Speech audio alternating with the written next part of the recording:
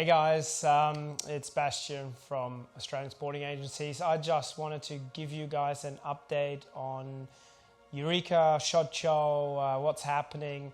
So very first up, a big giant thank you for the 200 people that came and saw us at SHOT Show. It was absolutely crazy.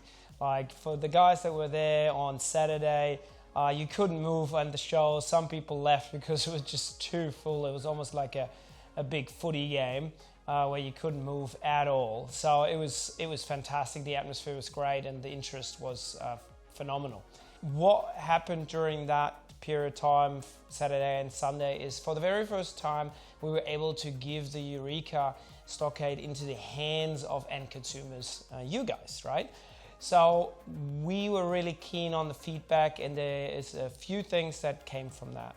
Number one is the weight. So we understand that with 4.3 kilos in the tactical buttstock and the standard buttstock and 4.7 kilos in the sniper buttstock configuration on the 20-inch barrel, that this is too much for some customers. And I understand that. I certainly made a giant mistake of kitting out the Eureka with scopes and optics and rings and mounts, which sort of make it relatively heavy. When you start picking up, the first thing that comes to mind is, oh shit, this weighs a fair bit of weight.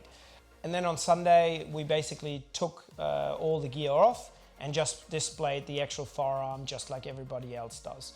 So then the feedback changed a lot, and only a few people made a comment that it's more front heavy than they thought it might be. And then obviously we saw the comments throughout the weekend and after the weekend on various forums and Facebook, etc. So we, as you guys know, we always take on feedback, and we always super thankful for your feedback. So in the meantime, what we've done since then, and this, my apologies, pushed the torture test from this week into next week because we wanted to address and figure out how to incorporate your feedback.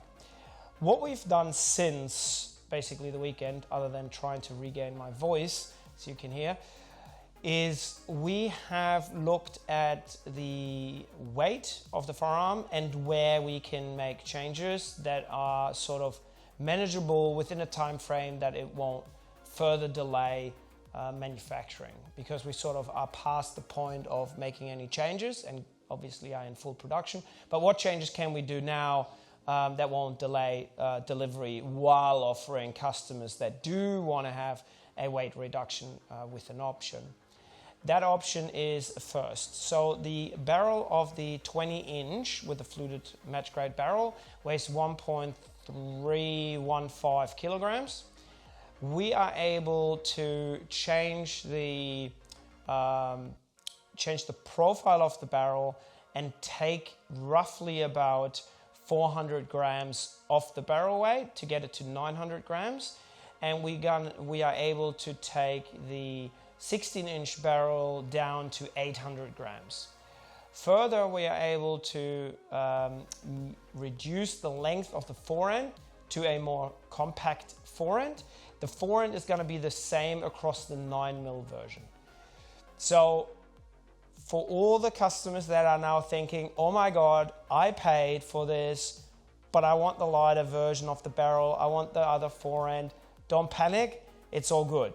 We're going to send you an email with the options once we define them and once we exactly price them up, because the lighter version does cost a little bit more money, at least from a barrel side of things. The forend is going to stay cost neutral, or the price is going to stay the same, so you can just choose if you want the longer forend or the shorter forend. The shorter forend does stop at the gas block, which means that the first two M-lock rails are not available, so you sort of have to make the call if you want to do that or go the other way.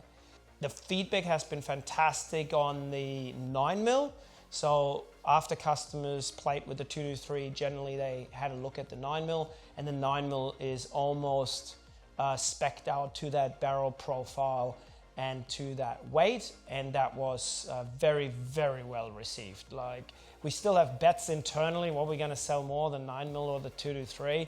My bet is on the 223, but the 9mm is certainly creeping up to be more or potentially as popular as the 223. So coming to the 9mm, obviously when Rick said famously... So what we have here is a 1911 single stack 10-round magazine. These are a dime a dozen. We published that video, we sort of predicted that the Glock force is very strong out there, and rightfully so. So the Eureka Stockade 9mm is going to be available with adapters to take Glock mags, CZ mags, as well as 1911. So when the customization is live for the 9mm, you'll be able to select which adapter you want. You can obviously purchase them on the aftermarket as well, or you buy multiple adapters and then you obviously can run different magazines. So I hope that calmed everybody down. Look, to be honest, it was always going to happen that we're going to have a Glock magazine.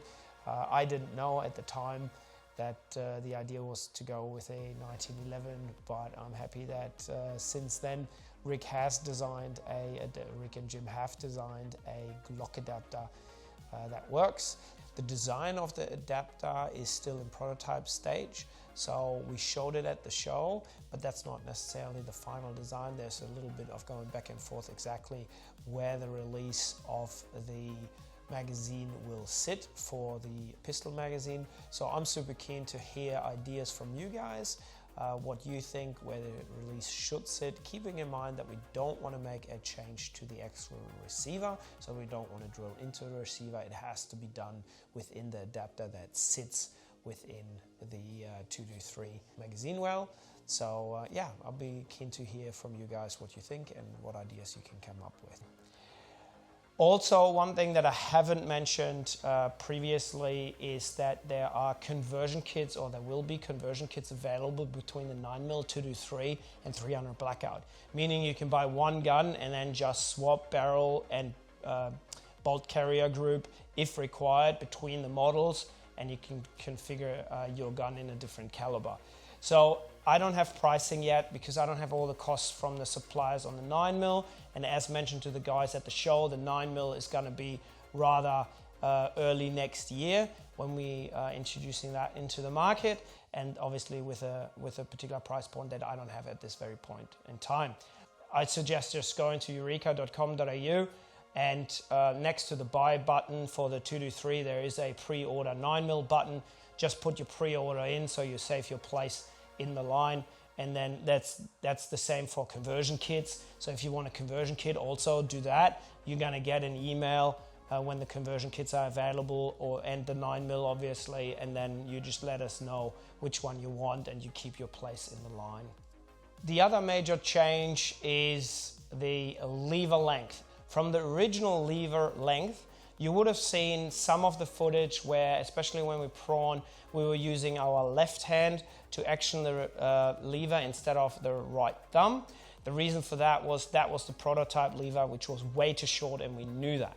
Now, since then, we have extended the lever and shown that lever at SHOT Show. What we found out is that probably 30% of men, and especially the women, cannot reach that lever. Even though for my thumb and my hand size, it's absolutely perfect, 30% can't. So I ensured everybody at the show, and here it's again, we will also have an extended lever. Now, it'll come in the configuration or in the customization, so you can just select the extended over the standard lever. We will enable that very shortly. What we're trying to work out at the moment is how to measure your thumb and where the cutoff is, where we would suggest take the longer lever over the shorter. The reason being that when you have the forearm, you want to actually flick down the lever. You don't want to rest your thumb on it and push it down. You just want to flick past it so it just cycles your gun and your thumb is back in shooting position and not on the lever. What we're trying to do is find the length of thumb that requires that extended lever so you get to it in the right distance, which by that I mean I don't want anybody to have a long lever that has thumb length or finger sizes or hand size like myself, because then the lever is too long, you won't be able to flick past it, you'll just rest on it, which again can cause then issues that you don't want to have. So I hope that makes sense.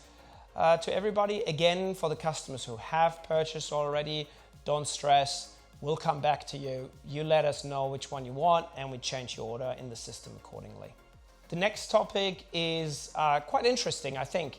So I've always looked at the lever system and tried to work out a use case why somebody would want potentially have levers on both sides. We had 1 or 2 customers ask us, but it was more about they were afraid that if it can't reach it on one side, they want it on the other side.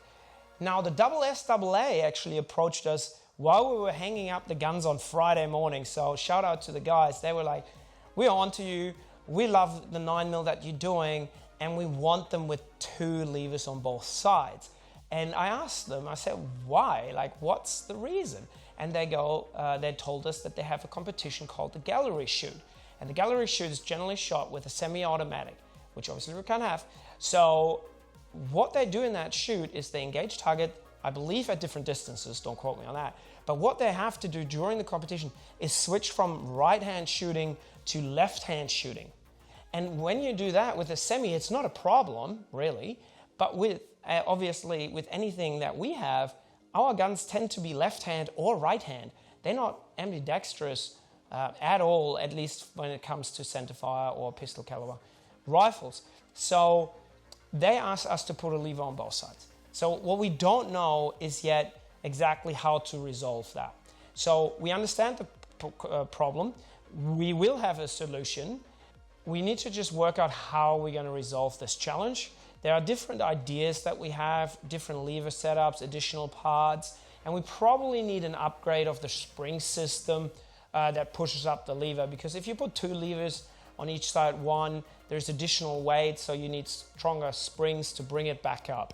So there's a little bit of fine-tuning to be done. Most certainly, I just want to say we're working on it. We love the idea, we hope to help. It's just a matter of having this special 2-sided lever as an aftermarket solution later. Because right now our focus is on getting those guns out. I really appreciate all the patience that you guys brought.